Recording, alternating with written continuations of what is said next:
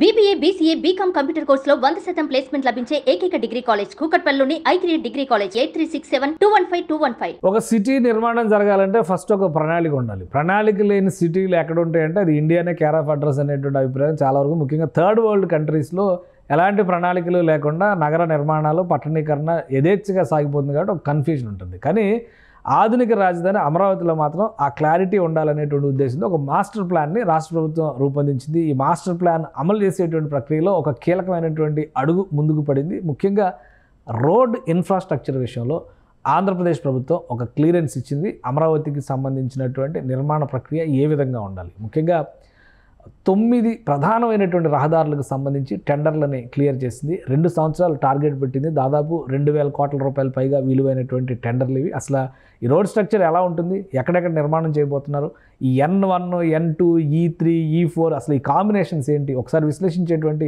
ప్రయత్నం చేద్దాం. ఇది అమరావతిలో రోడ్ స్ట్రక్చర్కి సంబంధించినటువంటి డిజైన్. ఇవన్నీ స్క్వేర్స్ లాగా కనిపించవచ్చు, అన్ని చతుర్భుజాలు చతురస్రాలు కనిపిస్తున్నాయి మనకని చెప్పని అభిప్రాయం రావచ్చు. కానీ ప్రతి ఒక్కటి ఒక రహదారి. ఒకసారి దీనిలో కూడా 3 రకాల సెగ్మెంటేషన్స్ జరిగినాయి. ఆ సెగ్మెంటేషన్ ప్రకారమే ఈ రహదారులు జరిగినాయి. Arterial roads, major arterial roads, seed axis road, అలానే సబ్ ఆర్టీరియల్ రోడ్స్, ఇట్లా ఒక్కొక్క కలర్కి ఒక్కొక్క డిజైన్ని డిఫైన్ చేశారు. ఇది మొత్తం ఈ స్ట్రక్చర్ ప్రకారం కనుక వెళితే అమరావతి నుంచి డెడ్ ఎండ్ రాస్తాలు అనేవి అసలు ఉండనే ఉండవు. మామూలుగా మన సిటీలో ఎక్కువ కనబడే ఏంటంటే డెడ్ ఎండ్ రాస్తాలు ఉంటాయి. సగం దూరం వెళ్ళగానే అవతల పక్క ఇంకొక ఇల్లు గోడ ఏదో వస్తుందో ఆగిపోద్ది. అటువంటి పరిస్థితి ఉండకుండా ఎటు నుంచి ఎటువైపుకైనా కానీ కనెక్టివిటీ ఉండే విధంగా ప్రణాళికని చేశారు. కాబట్టి ప్రతి చోట కూడా ఇలాంటి స్ట్రక్చర్ కనిపిస్తున్నాయి. ఇవన్నీ కూడా ఆర్టీరియల్ రోడ్స్, ఈ రెడ్ కలర్లో కనిపిస్తున్నవన్నీ, అలానే ఈ బ్లూ కలర్లో కనిపిస్తున్నవన్నీ కూడా సబ్ ఆర్టీరియల్ రోడ్స్, చిన్న చిన్న ఈ బ్లూ కలర్లో కనిపిస్తున్నాయి. రెడ్ కలర్ అన్నీ కూడా అవి. అలానే ఇక్కడ మేజర్ ఆర్టీరియల్ రోడ్డుకు సంబంధించి బ్లాక్ కలర్లో కనిపిస్తుంది. మేజర్ ఆర్టీరియల్ రోడ్స్లో 2 ముఖ్యమైనవి కనిపిస్తాయి. ఇది సీడ్ యాక్సిస్ రోడ్ అని చెప్పని అంటున్నారు కదా, E3 అనేటువంటి పేరుతో ఇప్పుడు పాపులర్ అయినటువంటి రోడ్డు కూడా ఇదే సీడ్ యాక్సిస్ రోడ్డుకు సంబంధించి ఈ బ్లాక్ లైన్ ఇది ఇట్లా ముందుకు వెళ్తుంది. అలానే ఇటు సైడ్ నుంచి చూస్తున్నటువంటి ఇది కూడా సీడ్ యాక్సిస్ రోడ్డుకి కీలకమైనటువంటి మార్గం అవుతుంది. సో ఇట్లా ఒక 2-3 కేటగిరీలని రాష్ట్ర ప్రభుత్వం ఆ మాస్టర్ ప్లాన్లో యాక్సెప్ట్ చేసింది. దాని ప్రకారం నిర్మాణ ప్రక్రియను ముందుకు తీసుకెళ్లేటువంటి ప్రయత్నం చేస్తున్నారు. ఇందులో స్మార్ట్ ట్రంక్ ఇన్ఫ్రాస్ట్రక్చర్లో భాగంగా ఇందులో చేయబోయేటువంటి నిర్మాణాలను ఒకసారి చూస్తే N1, N2, N3A, N3B, N5, E16 మొత్తం 590 కోట్ల రూపాయల వ్యయంతో ఈ రోడ్లన్నిటికీ కూడా టెండర్స్ కాల్ చేశారు.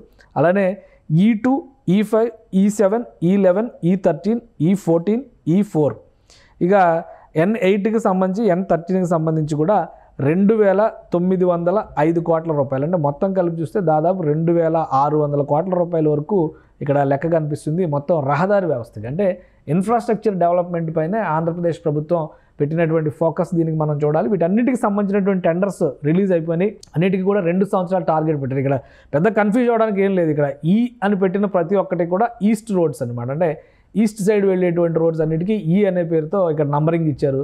భవిష్యత్తులో వీటికి పేర్లు కూడా పెట్టుకునే అవకాశం ఉంటుంది. అలానే N అనేటువంటి రోడ్లన్నీ కూడా నార్త్ సైడ్ నుంచి వెళ్ళేటువంటి రోడ్లు అనమాట. ఇలా ఉండేవన్నీ అడ్డంగా వెళ్ళేవన్నీ కూడా N పేరుతో ఉంటాయి, నిలువుగా వచ్చేవన్నీ కూడా ఈ పేరుతో ఉంటాయి, ఎందుకంటే ఈస్ట్ సైడ్ ఇటువైపు ఉంటుంది కాబట్టి.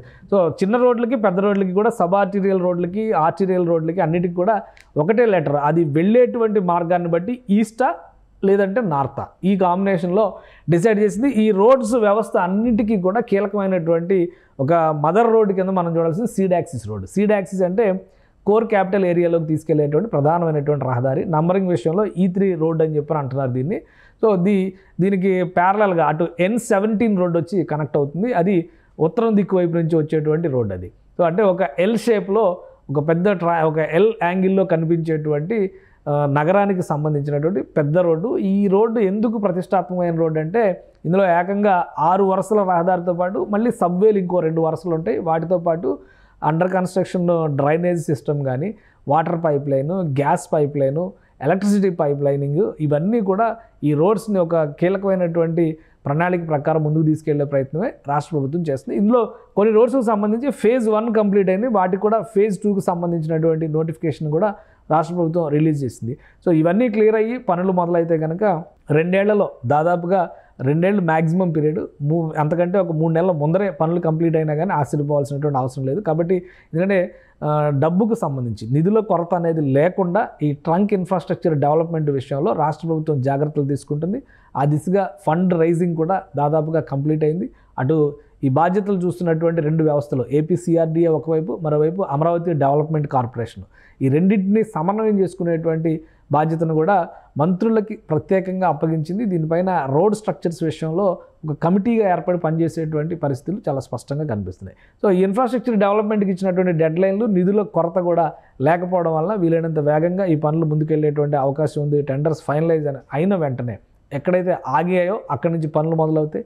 కొత్తగా చేపట్టాల్సినటువంటి పనులు కూడా ప్యాకేజీల రూపంలో సపరేట్గా కాంట్రాక్టర్లకు ఇవ్వడం ద్వారా మ్యాన్ పవర్ని మరింత ఎక్కువ మొబిలైజ్ చేసైనా కానీ ఈ పనులను వేగంగా పూర్తి చేయాలని ఆంధ్రప్రదేశ్ ప్రభుత్వం ఆకాంక్షిస్తోంది. సుమన్ టీవీలో మీ పర్సనల్ అండ్ బిజినెస్ ప్రమోషన్స్ కోసం కింది నెంబర్కి కాంటాక్ట్ చేయండి.